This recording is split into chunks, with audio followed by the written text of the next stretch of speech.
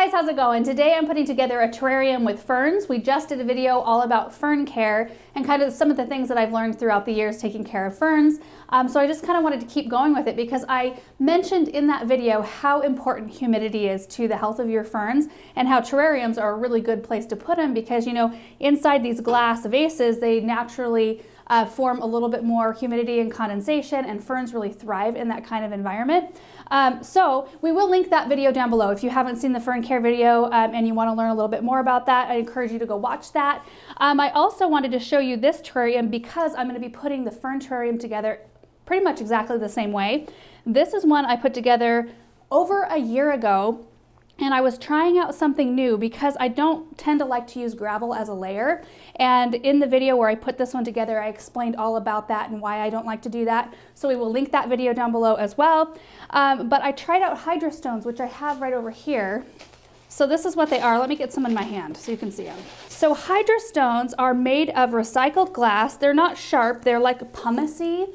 And what they are supposed to do, hey Russell, what they are supposed to do is absorb oxygen and then release it as the plants need it. And I just thought it would be interesting to try because I do like the look of all the layers at the bottom of a terrarium. I mean, that's one of the prettier parts about it, is just seeing all the moss and the gravel, if that's what you're using in soil. And I've just been so pleased with how this terrarium has done, especially because I use succulents in it instead of regular plants or ferns. And they have just thrived. I had to trim down this crassula just a little bit, but that's all the maintenance I've had to do. Watered it about once a month or so. But I'm gonna have to take Russell off the table so you can actually see what I'm gonna do here. Come on, buddy. Let's start with the container first. So terrariums are typically enclosed like little microclimates that you create for your plants. They're non-draining typically. The reason why I like these I got down at the garden center, they have holes built into the top, which is so nice because if you've ever done terrariums before, the condensation can form so thickly that you can almost not see the plants. And really, like even ferns in that type of environment, they need a little bit of airflow in order to be really, really happy, in my experience anyway. I do see people do like fully enclosed containers that they never have to water ever and they just like thrive and do well. I've never done that before. I just have had more success with this type. So like this little one right here where I've got my succulents has one air hole, no, has two, and so does this one. And I think that that's why the succulents have done so well. Had it not had any airflow, these succulents probably would not have survived. So the first thing I'm gonna do is put my first layer down, which is gonna be the Hydra Stones. So I've got a little bit left in this bag from last time. I want to do it thick enough to where I can see it visibly from the outside. So I've got another bag over here. I think I've got like about an inch layer there, maybe a little bit less, but I think that that's going to be just about right. So the next layer I want to do is a moss layer, which I also did in this one. And what that does is you put moss on top of the Hydra Stones and it keeps our soil from going down into those stones and making a huge mess and making it look really dirty. So I'm going to grab my moss, which I have down here. So this is just sphagnum moss. You can use green moss. You can pretty much use whatever you want. I just had this left over from our box DIY succulent vertical planter box that we just got done creating. So I want to utilize this. I don't want to waste it. So for our last layer, I'm going to be using soil, and I'm just using Espoma's regular potting mix for this. Because that's what ferns will like in this situation. Like for this one right here, I used the cactus and succulent mix. You just want to make sure you're using the appropriate soil. So I didn't bring out any kind of fancy scooper. I'm just going to use my hands here and just make a little layer right on top of that moss. So in the middle here, because this is my reservoir, I'm actually going to reach down in there and take out just a little bit of the Hydra Stones. I do think I made it a little bit thick in the center because these have full root balls on them. I will be removing most of the soil, but I want to make sure that they're in enough soil down there that they'll stay happy. With this one right here, I basically used cuttings almost. I mean, I removed so many of their roots in the soil, which is okay for this type of plant, but this one I want to leave the roots semi-intact. So I'm going to make a little bit more of a reservoir here. I should have thought of that in the beginning. That is the way I do projects, it seems like. Okay, so now I'm going to make sure to put a moss layer back on top of those stones that I exposed, and then I can kind of push my soil over them. There. I think the most important thing here for this is that you make sure you have enough soil reservoir, but then you also have your nice looking layers on the outside as well. Okay, so I'm gonna start with this fern first. This is a Maidenhair Fern. These are one of the harder ones to take care of because they do not want to dry out really at all. If you let it dry down at all, they'll start to dry up on the ends and it kind of shocks the plant, and it really is kind of a downward spiral from that point, for me anyway, in my experience. Boston ferns are also a little bit tricky. They like a lot of humidity. So I think that this is a perfect way to use a Maidenhair in a terrarium. So I'm gonna just remove it from its pot, and then I'm gonna set to getting all of this soil off. This is a healthy looking plant too. It's gonna be pretty. Okay, so you can see what I'm left with right there. Still has quite a bit of the root ball. I don't think very many of the roots actually came off with the soil. It wasn't super rooted in there. So I want to have this kind of as the back of my display. I think I'm gonna only use 2 of these ferns. Let's kind of set it in there like that. Okay, and then before I move on, I'm gonna test the top over this to see if I need to trim anything off to make it fit better or move it from one side to the other.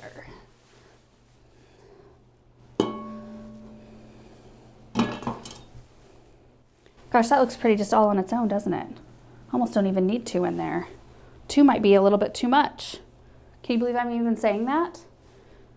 Maybe I'll try it. We'll see what it looks like. I can always take it out. Okay, so the other 2 ferns I have here are a Crissy bird's nest fern right here, which are probably one of the easiest care. Actually, both of these are really easy care. This is a staghorn. So very easy care. I have both of these in other containers in my house.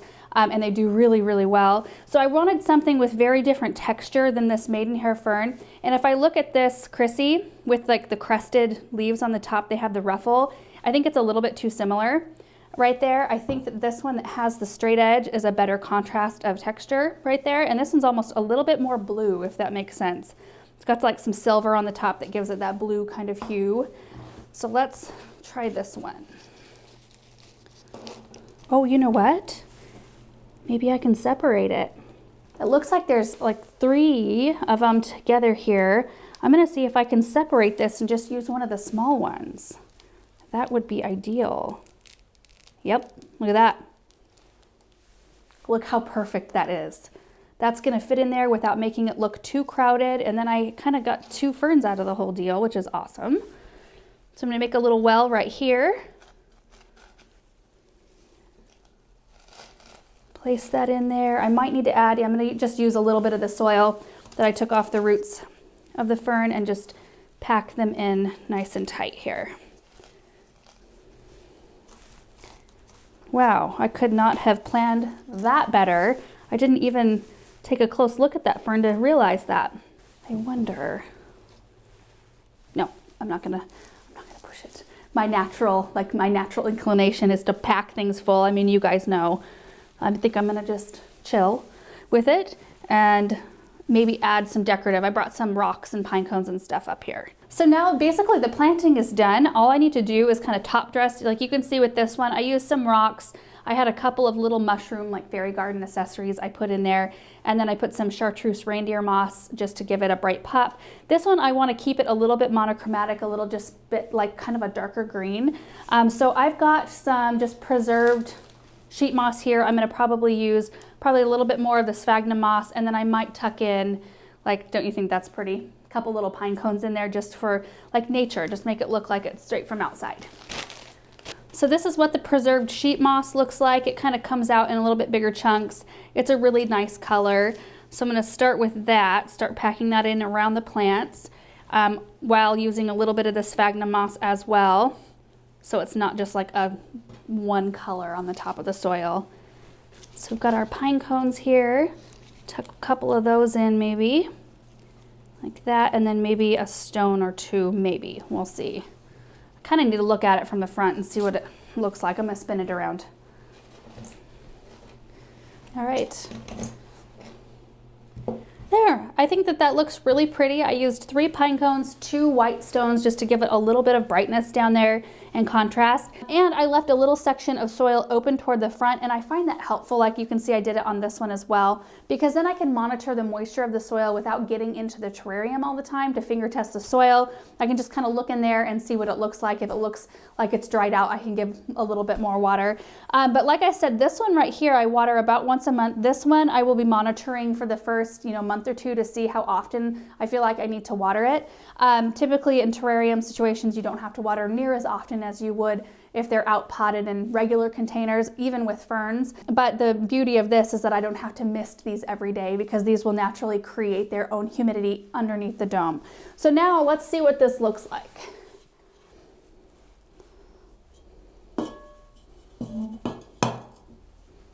I hope you guys can see that. It's kind of bright out here and I can see all the reflections on the glass, but boy, I think it looks really nice. Let me put the dome back on this one. So as far as light goes for this fern terrarium, I'm going to be keeping it in a spot that's bright but that doesn't get direct sun, so it'll actually be a little bit easier to place than this one. Because succulents and cacti need a lot of light, obviously, it's kind of hard, because when you put a terrarium in a lot of sun, the glass intensifies the heat in the sun and it can burn your plants. So this one I was a little worried about, because I just didn't want that to happen to the plants. And so far they're doing really, really well. They're in a southern facing window, but they have filtered light because there's a tree right in front of the window. So it kind of ended up being the perfect situation for these plants. This one, it's gonna be a lot easier to place because I can place it pretty much anywhere that's a bright spot. And the last thing is fertilizing, which I did talk about in the fern care guide. I would use an indoor houseplant fertilizer. This is the one I showed you, but with a terrarium, I'd probably fertilize it about half as often as you would regularly fertilize your potted ferns. So about every other month through the growing season. So that's about March through September. And then in the winter months, you don't fertilize at all, just kind of water normally. And the reason for that is I don't want the ferns to be outgrowing this container too quickly. I want to be able to enjoy this arrangement for a long time. Like this one right here, it was a year and a month, I think, ago that I planted it. I'm hoping to get at least another 6 months to a year out of this arrangement, just with minor grooming. Like I said, I've only had to prune the crassula one time so far in an entire year. So I'm kind of hopeful that this is going to be the same way, and I'm thinking it's going to do really well just based on the success that I've had with the Hydra Stones in this terrarium. I'm hopeful, at least. We will be giving you progress reports as we go along so you guys can see what it's looking like. And if you guys decide to tackle a fern terrarium, I'd love to see what you come up with. So make sure to tag me. Thank you guys for hanging out and watching this video, and we will see you in the next one. Bye.